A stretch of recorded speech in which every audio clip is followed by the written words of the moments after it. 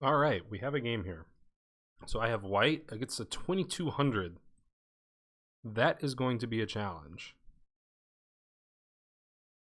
That will for sure be a challenge. So I recorded another video earlier today, but the audio got kind of messed up. There was a lot of like background noise and stuff going on, so decided to do another one. Hopefully the first video will be salvageable, but I'm not sure yet. So we gotta get another bit of content out there. Okay, let's see where black steers this game. I'm partial to the King's Indian defense myself. I like the King's Indian from both colors. That's what I'm hoping to see. I'm a bit surprised at the think here. Opponent must be off doing something, because I imagine he has some preparation for 2c4. So he moved. So he gave me 2.5 minutes of time odds. Now we'll see. Will it be a King's Indian? Will it be a Grinfeld? Will it be some other stuff? I don't know. It is a King's Indian. Okay, my favorite. While I was waiting for his second move, I was looking at his profile. And I see that he has his FIDE rating listed 1877. That's pretty intimidating. So, yeah. And we'll make this a difficult game. I don't have a FIDE rating, but I'm only 1670 USCF. So 1870 FIDE, that's going to be tough. Ugh. Okay, here we go.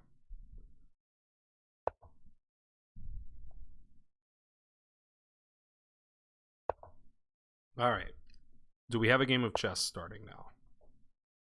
Is my opponent ready to play? Main line would be e5. And there it is. So I like to play the Gligerich. A bit of a sideline. We'll see what my opponent knows about this.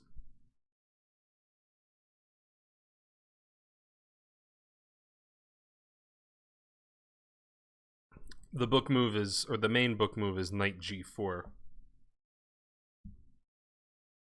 Bishop g5, f6. Bishop h4, g5, bishop g3. I've found often if King's Indian players aren't familiar with this idea, they'll continue with the quote-unquote normal plan of knight c6. So like if white had just castled here, which is the most common move, then knight c6, d5, and knight e7 is the most common continuation. Okay, and that's actually what we have. So this is not so good for black. Now, I'm not saying that it's like terrible. Like he'll probably still beat me because he's better than me. But white has a really good version of a Mar del Plata King's Indian here. So in the Mar del Plata, we would have this position.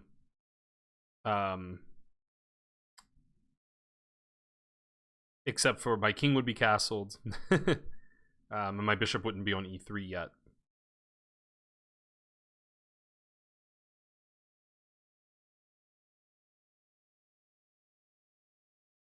And the bishop would be on c1.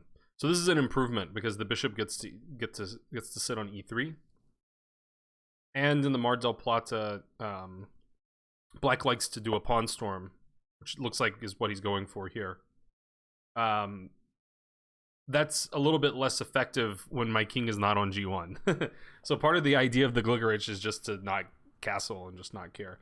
So I think I'm gonna just play b4 and prepare the c5 break, which seems like the way that white should be trying to play. That's usually what you want to do.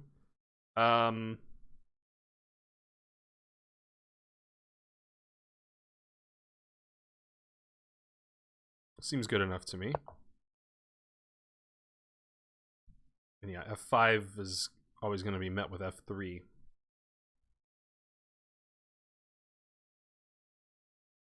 So basically what I try to do in this opening is say that I'm going to do what white always does in the Mar del Plata. I'm going to win over on the queen side eventually. And your plan is not going to work because my king isn't even over there. My bishop is a little bit more of an active participant than it would normally be. And that's why usually black does not go for this kind of idea against the Gligorich bishop e3. Usually, in a lot of cases, in Sicilians and King's Indians, where if the bishop gets to e3 and knight g4 can be played, then that's what black should do. Challenge that bishop. Okay, so here we are.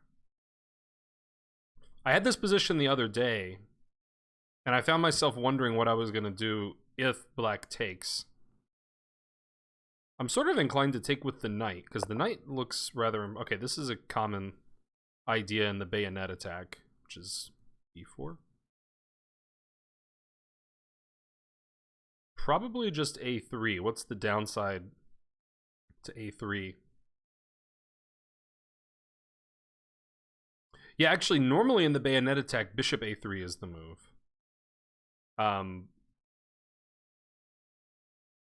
But that wouldn't even be necessary because in the Mar del Plata, the rook is not defended, so a3 doesn't work. But here, the rook is defended, so I think this is perfectly fine.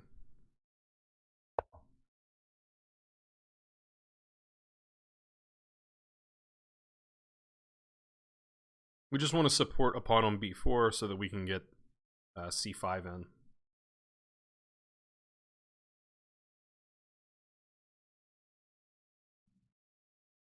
So yeah, I think the computer will really like white in this position.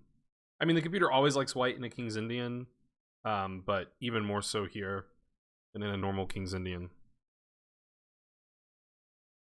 Now, the game I had the other day in this same sort of line, I was winning, but then his kingside attack still worked, even though my king wasn't over there. So I'm gonna have to be careful to not let that happen. Black was still eventually able to sort of break through on the king side and created too many problems. That's why I find the King's Indian so fun, is because, you know, the action's happening on both flanks, and you sort of have to pay attention to what's going on both sides of the board. You have to constantly be judging, is my attack breaking through faster than my opponent's? So you can get some really exciting positions. And even though I mean, in general, I don't consider myself to be a tactical player. I consider myself more of a positional player, but you still gotta love these sharp games sometimes, right?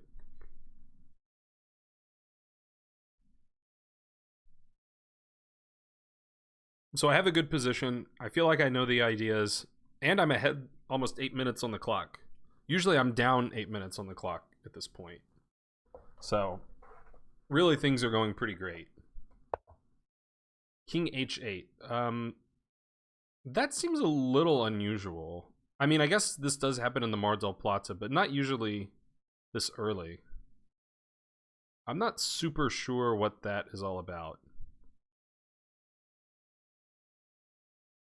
Maybe he just doesn't want to be on this diagonal in the event of like queen b3, c5, and then, you know, there could be some stuff. C5 definitely feels like the move. It's sort of hard to fathom. I mean, this move didn't really help black's attack speed up, I don't think. So I don't see any reason I should be slowing down.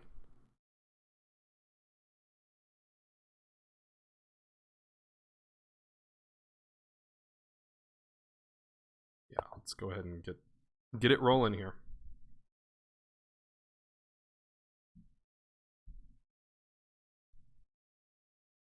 Perhaps knight b3 next.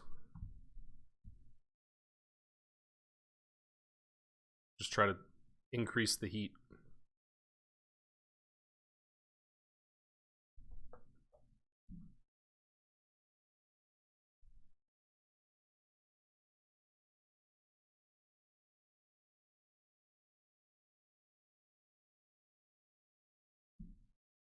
I don't always know what to do on the queen side, like if black is not reacting, you know, to this pawn tension. So maybe a better approach is to play knight b5 and strike at d6 and make it urgent for black to do something. It would be really nice if this rook moved. Like if the idea of king h8 was rook g8, then this knight could really get somewhere pretty good, you know, if allowed.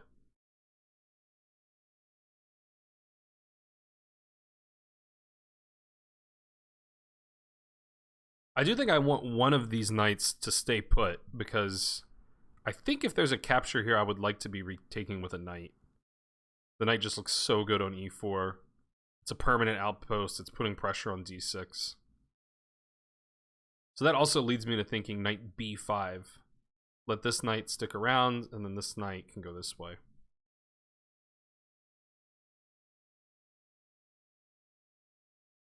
Although, I guess, to be fair, knight c4 is very similar.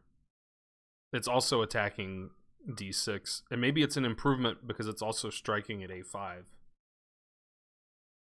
And this is just the worst. I mean, this is the less active of the two knights.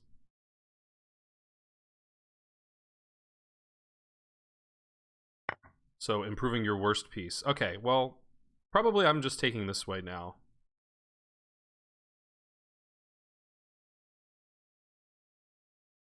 I mean, I could take this way and let this knight go to c4. That's certainly a way of playing.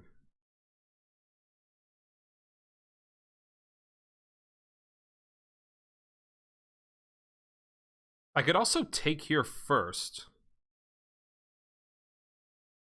That might be even more better. Because then when I capture, I immediately have a threat.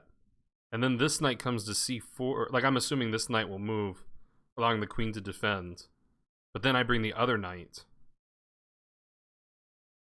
I think maybe that is the most accurate way forward. I don't think black can be inserting any funny business here, because when I take here, I'm hitting the queen, so I think that's the way to go. I think take here first.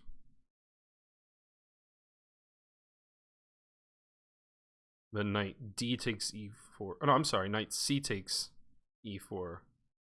The other knight to c4. Things are looking very good. I guess I do have to ask myself, after this recapture, which I assume is forced, maybe not forced, but best. If I am taking, am I really threatening to take here? Because there could always be funny business on my rook. Okay. I mean, in any event, I am taking. Wait, that's not what I wanted to take with this knight. That's right. I remember what I wanted to do now. Okay, another consideration. This knight's gonna come here. Then this pawn will be hit twice. Maybe I just take it out. That does weaken the dark squares pretty significantly. Let's see. So take, knight b3, take, then knight c4 is coming with a tempo on the queen.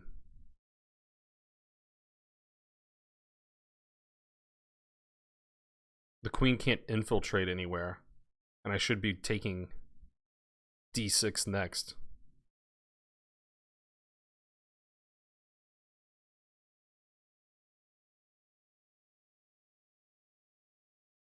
I mean, it's scary because my position, I mean, my king will be pretty exposed. But hey, I'm winning some material. Right? My pieces are getting really active. And I think I will, you know, I could just castle later and maybe be fine. Maybe. I mean, it could be risky.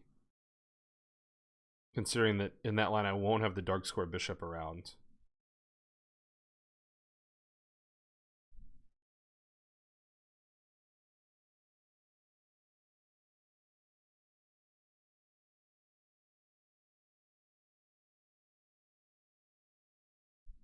But I'm going to go for it. I guess I also need to calculate this right away.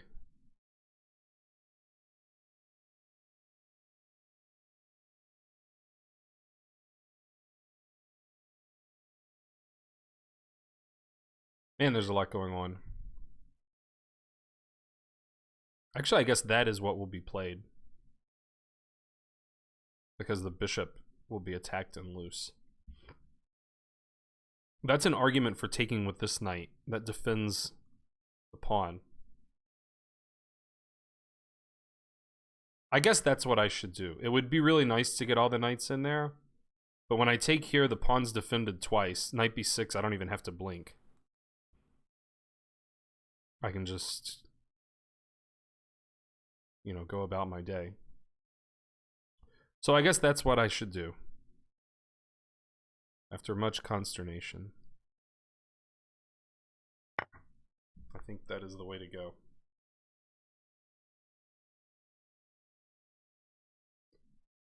And black has some you know, issues. Okay, he's striking at the bishop and defending the pawn. Bishop f2 looks very standard.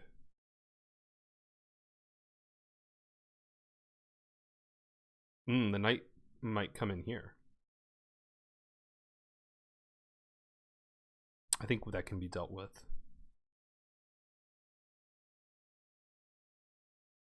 He might not can do it right away because this is, yeah, I mean, this is, oh, that's not what I wanted to move.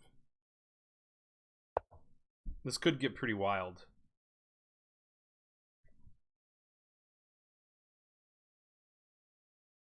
But it's a King's Indian, so that's what's supposed to happen. I expect knight b6.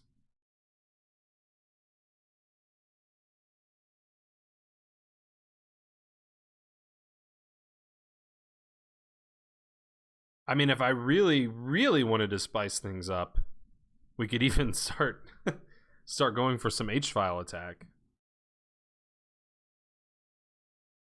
You want to talk about risky.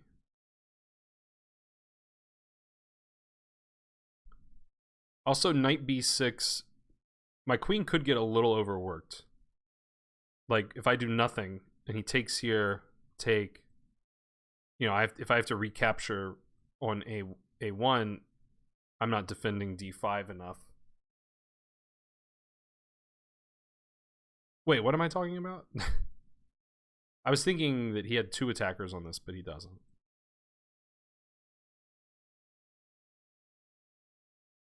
I think I was thinking about this knight still being on e7.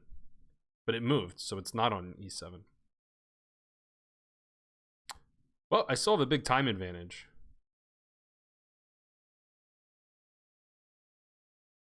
Pretty happy about that.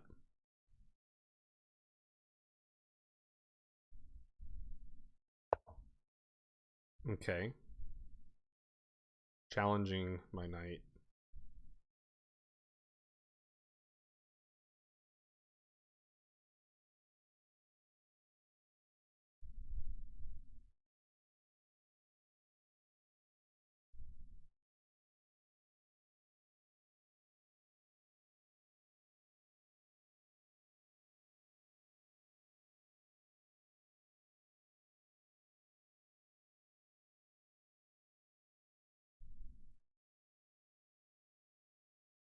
But I got another knight, right? So rook c1. I could just, you know, reverse course and castle. That doesn't seem like too bad of a plan. It's just, it feels so cool when you don't castle, you know, so I'm sort of loath to do it. b5, I mean, I would like to go there, but I think I want to recapture with my knight. Maybe I don't. Maybe I'll take with the pawn.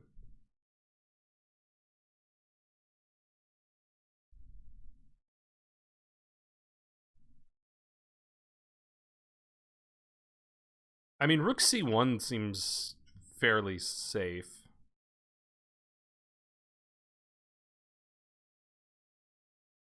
I think I'll just do that.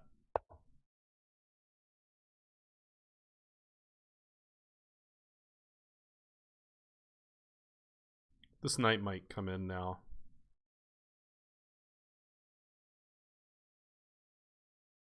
I think I would like to just challenge it.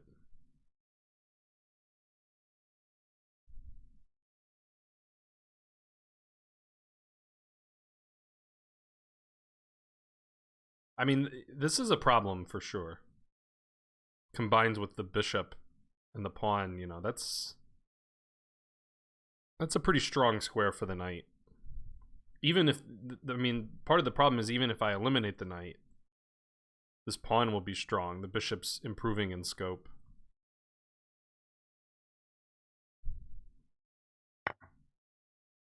Okay. Now I have a weakness here to think about too.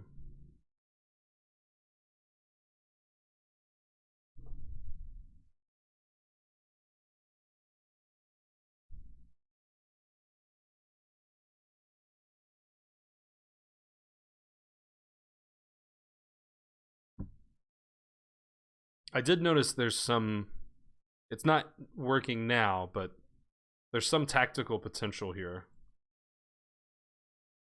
Right now, there's a few reasons why that doesn't work. I mean, one, he can just take with the knight rather than the queen.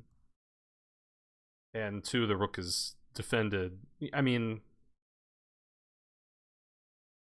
at every juncture, that is giving two pieces for a rook. But it could still be something to keep in mind. You know, if this pawn is super strong afterwards, then it could be worth it.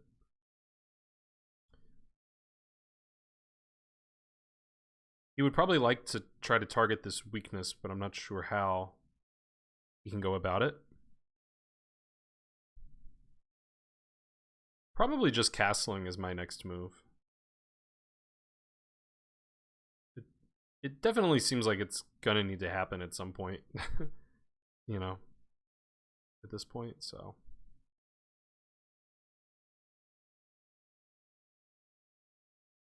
I mean, knight b5 is still worthy of mention. Queen there. Okay.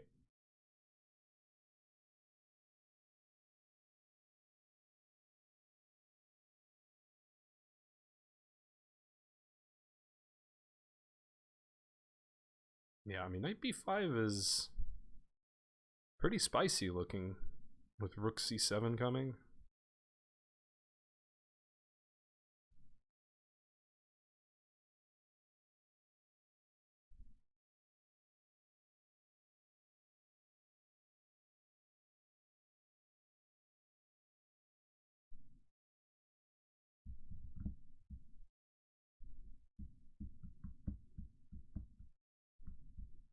If I'm gonna do that, I probably need to do it now, because I assume he'll be doing this, and, you know, the rooks can come defend. I mean, not to mention he's just defending b5. So knight b5 takes. Now I have to take with the pawn.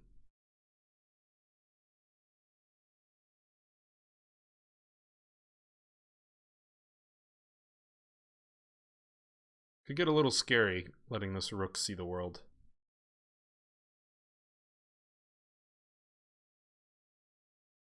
Another idea would be to try to swing in here, but it doesn't seem to quite, you know. I think he would just be happy to take that out.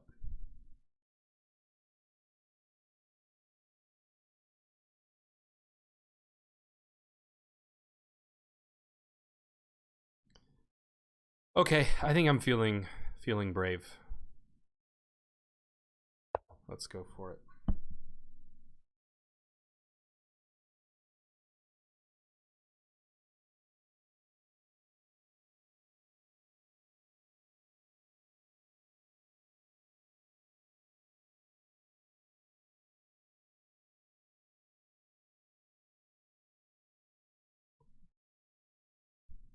Opponent doesn't have much time. So we can try to use time pressure to our advantage. Okay, he just goes and defends. Which means my knight is just sitting here. Sitting pretty.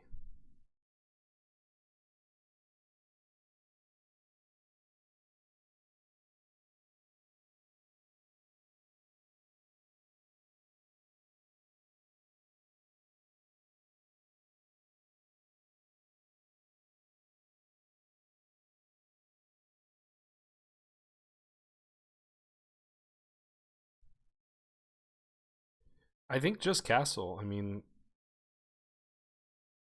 h4, that's the only other plan I can really come up with. I mean, it's not enticing, you know.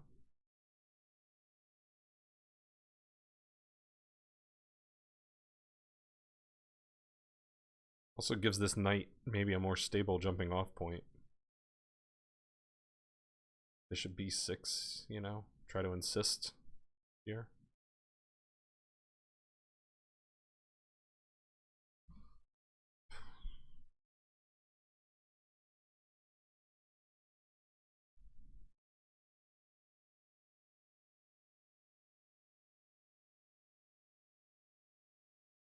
Yeah, I mean, maybe h4 is pretty tempting.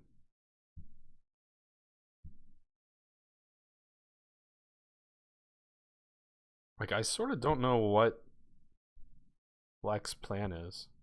Bishop h6, maybe?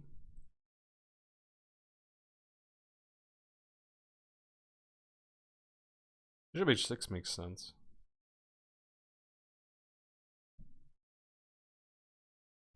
h4 would sort of discourage that, I think.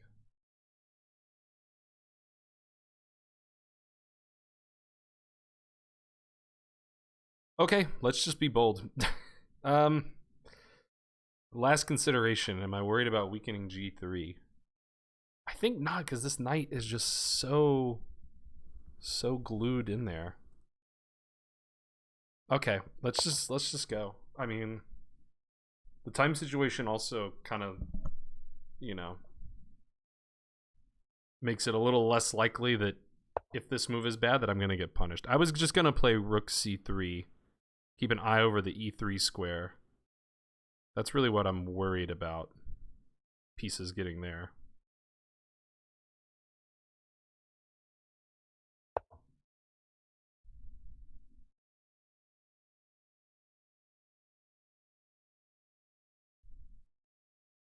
I'm in a very good position to just eliminate the knight if it lands on d4. Now coming with check, you know, losing a pawn and getting a tempo there. And I thought maybe h4 would discourage bishop 8, because now, you know, g5 is engaging, and he's not going to have any, you know... Like, I thought maybe he could try h6 and g5. I mean, he can still play g5, but it feels very loosey-goosey. Yeah, the rook gets active. But it seems like window dressing. I guess h5, g5 is the plan.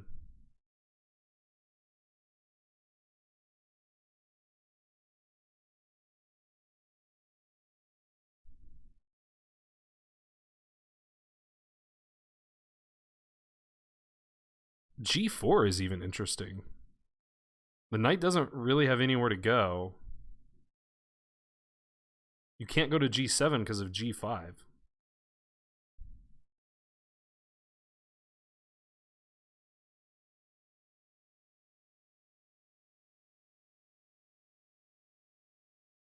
But man, my king's looking, you know, not so great.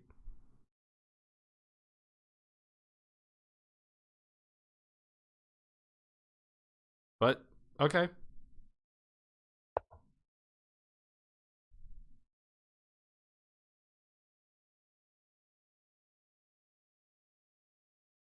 Not an easy move to cope with. I think you gotta just give up, yeah.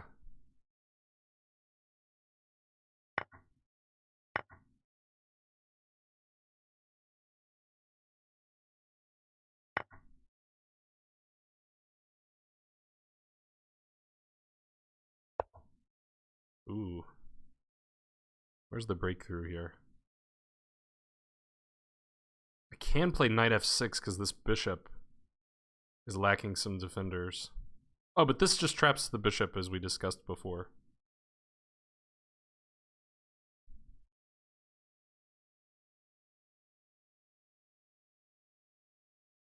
You have to be sure I'm not getting mated somehow.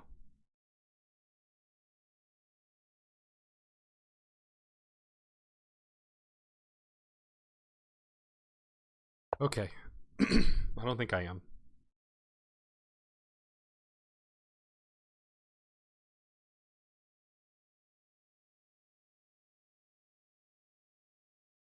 The funny thing is, if I take the bishop, then I'm winning the knight too. Oh, there could even be some fun checkmate idea, right? Oh my gosh, knight f6 and rook h7. Oh, I almost have rook h7, then knight, but I mean he can take everything. Oh, you're just gonna let me have knight f6. Oh man. Again, I just have to be sure that I'm not falling for some mate here. The knight has to be taken. I'm threatening mate.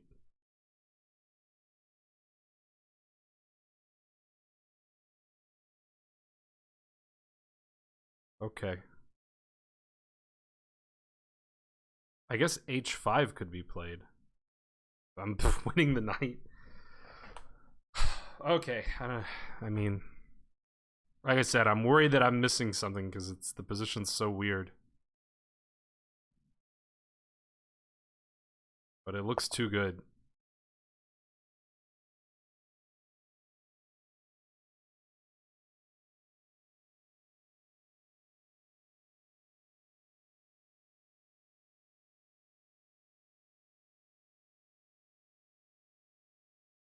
I like that my king's just been chilling on e1 the whole game. Who needs castling? Yeah, now I mean...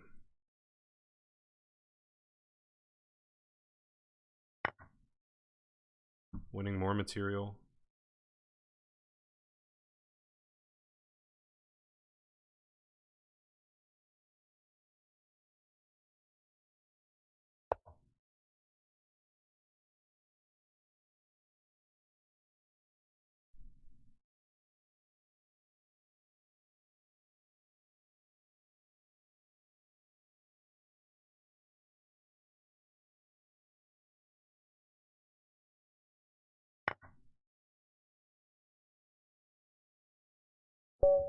Okay, he just resigns. Yeah, I mean, I don't see an immediate checkmate or anything, but it's not good. It's really not good. I was thinking just rook e3, but wow, that was fun. I like it when I win games like that, just like completely take everything. And I never touch these pieces. All right, we got to analyze that. That was too good. Okay, so unsurprisingly, there were definitely blunders made, and Black had some wins that were missed. I mean, that's just going to be the case in some of these sharp Kings Indians. Okay, so yeah, so I was alluding during the game to what I would call a normal Kings Indian, which is the Mar del Plata, where white castles here, and knight c6 is played, d5, knight e7. And if you haven't seen this before, Black's plan is to play knight d7, f5, and you know, he just pawn storms over here, and the game gets really sharp, and either white wins on the queen side and just ends up ahead in exchange, ahead a pawn or two, or black checkmates white on the king side. So it's really fun. And basically this is like some very common position that could arise. So if we compare this to what happened in the game, I mean, that's essentially why I play this move bishop e3, is because if they're not familiar with it and they don't play knight g4, and which is the book move, the main move, if they just treat it like a normal Mar del Plata with knight c6, their position's really not good, because of what happened in the game where you just play knight d2. And like I said, I mean, if we look, yeah, I guess let's even get to where b4 was played. So compare this position to, where was it? This position. And we can see that it looks much more active for white. So I'm just looking at the move b4 on both lines. So here, the king is safer, but really is the king safer? Because black's going to attack on the king side, and the bishop's undeveloped, the rook's undefended. But if we snap to what happened in the game, my king's in the center where it's arguably safer. The bishop got to e3, the rook's defended. So this a5, a3 works out, which it wouldn't otherwise. So all of that to say, this is basically just an improvement over some other, main lines. So I'm very happy here. F5 is pretty much always met with F3. A5, and yeah, so again, in the normal, so for example, if we jump back again, if we look here, a lot of times black will play A5, and that is met with bishop A3. You can't meet it with A3 because the rook's undefended. So A3, black's taking here, and you can't take back because you lose your rook. So in the game, because I was able to develop the bishop for free, I can actually play A3, which is better because I'm able to maintain my pawn on b4, which helps me play c5 and break through on the queen side. So yeah, for a lot of reasons, this was just a really good opening for white. King h8 was a puzzling move. I mean, I'm not saying it's a totally useless move, but it seemed a little premature. But yeah, I mean, sometimes the rook comes over here and does stuff on the g file, but normally black would be playing f4, g5, knight g6. Sometimes you even see like knight or rook f6, rook g6, that kind of stuff. So king h8 feels a little slow to me. c5 happened. I guess I should turn on the computer now that we're out of the master's database. c5 approved by the computer, and then he played f takes e, and I blundered, actually horribly blundered. So here I took with the pawn, and that is actually a game-losing blunder. Wow. So I missed something really big there.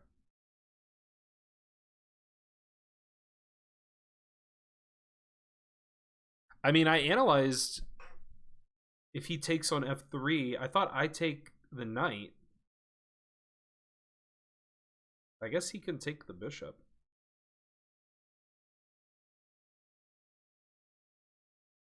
I take, he takes check.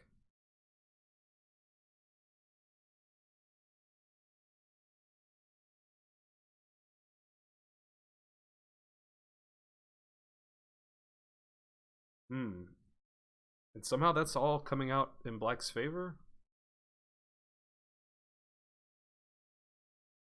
I mean, I did stop my analysis too soon. Because I basically stopped my analysis at this point. I was like, I took a knight and I'm hitting his queen. But he can take a bishop and hit my... So that's, that's fair.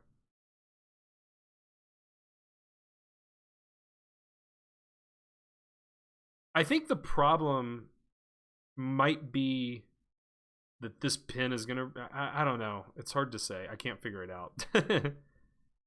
I mean, obviously, if this move is bad, then, the correct move is just to take with one of my knights. And I think I like taking with this knight and doing the plan I talked about in the game. Knights on e4 and c4. I guess the computer likes taking the other way. Oh, wow. This is also losing. So I have... oh, well, that hung this pawn. I forgot. I noticed that in the game. I forgot in the analysis. So I guess it's this. No, that's not right. You want me to take with the pawn? I hate taking with the pawn. Oh. Yeah, that looks so strange to me because both of my knights are boxed out. This rook actually got, you know, pretty active. Okay, so we got to see what's wrong with these other moves. So first off, what's wrong with what was played in the game? Knight f5. Yeah, I mean, that's a move that I need to analyze. Because it attacks a loose piece.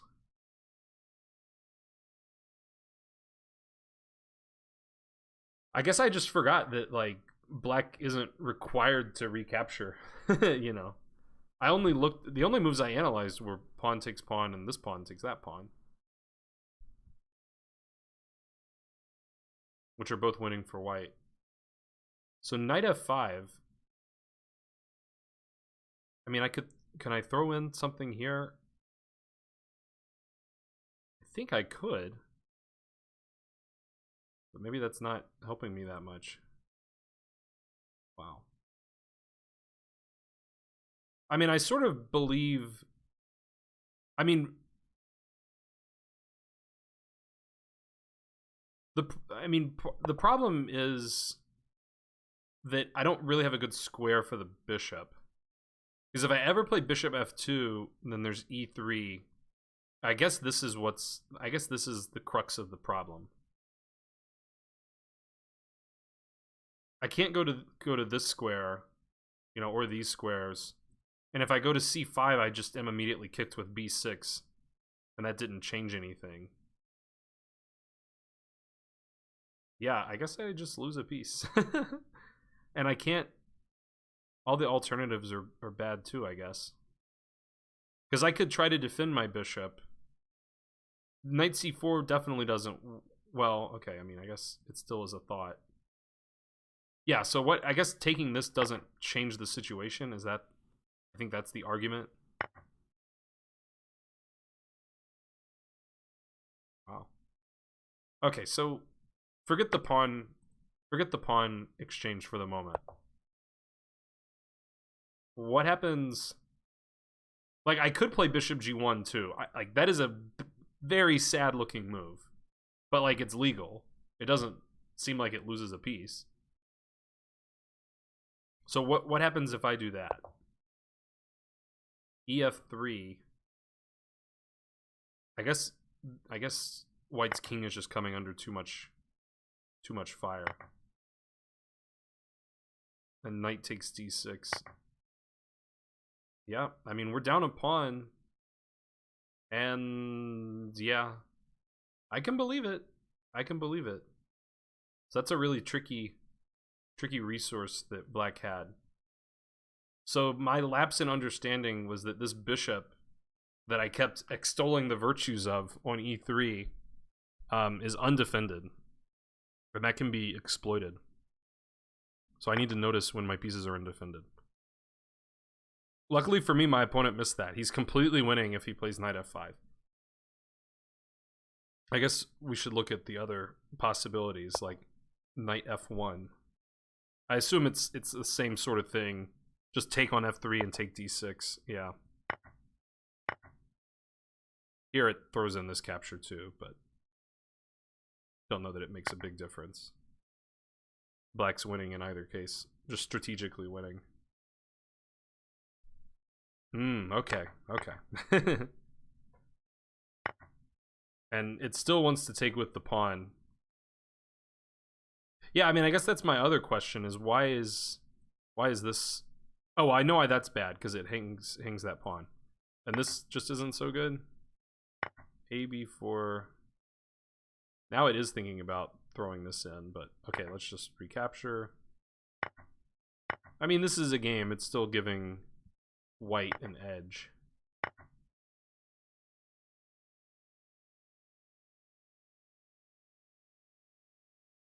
Knight f6 going after the d5 pawn.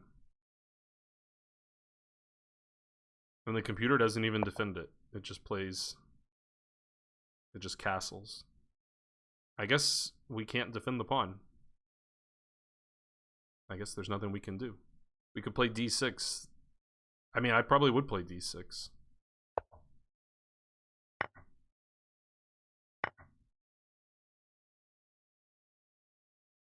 It says knight ed5. Yeah, again, this bishop is a problem. Okay, yeah, so I guess this just goes to show how complicated the King's Indian is. So anyway, in the game, yeah, he eventually went after the bishop, and now it's not as punishing. It wants him to play bishop h6 right away. I did think this would happen at some point. It's one of the top moves, but... Okay, this is also a blunder. Let's try to figure out what I should play here instead. Yeah, I just didn't want to blink, really.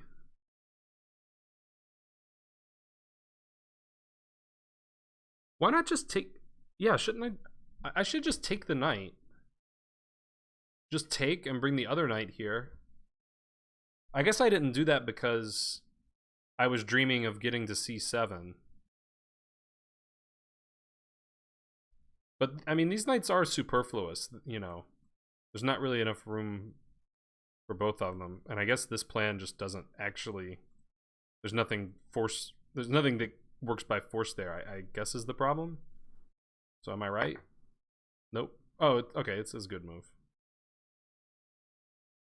Or it just castles. Yeah, but it was so much more fun when I didn't castle.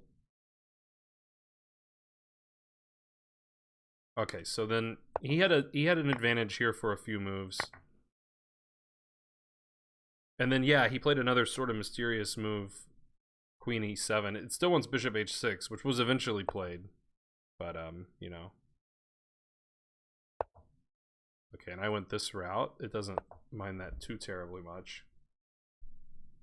Bishop d7 is kind of a hard move to play because it gets immediately pinned, but I guess the rook can just be challenged.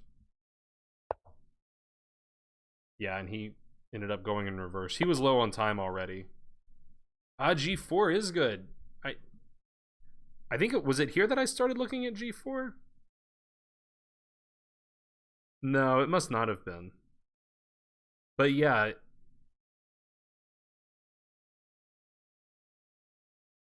Can he just sit and chill on h4, or that's no good? What happens if the knight goes to h4?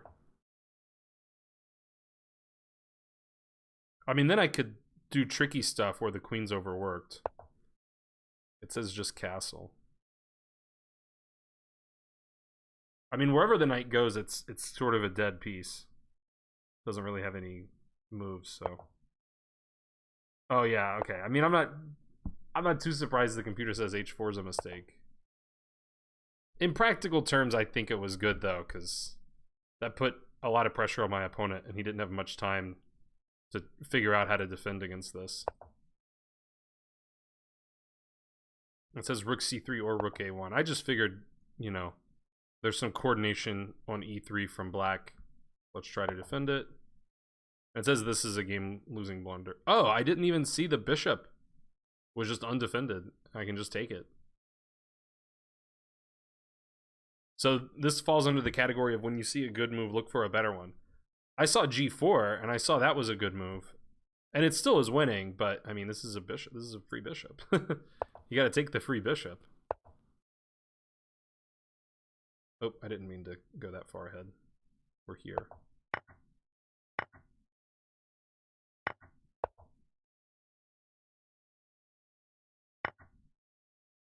Okay, so here's what happened. I expected him to block with the bishop. I thought that looked natural. But he realized that the bishop was undefended. I never realized it. So he played knight g7, fianchettoing his knight to defend the bishop. But I was like, why did he do that? That move looks weird. But I didn't understand. Yeah, because I never saw this was hanging. Now, I mean, now this gets the bishop trap, but at least he got a pawn, I guess. Yeah, and this was pretty punishing, but the position's just winning. Knight f6. I thought he would maybe try h5. But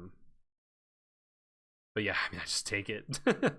And the knight's hanging, and it's almost pinned, and yeah, it's really bad. Yeah, and he just gave up here. Not too surprising, but anyway, hope you guys enjoyed this video. See you next time. Bye.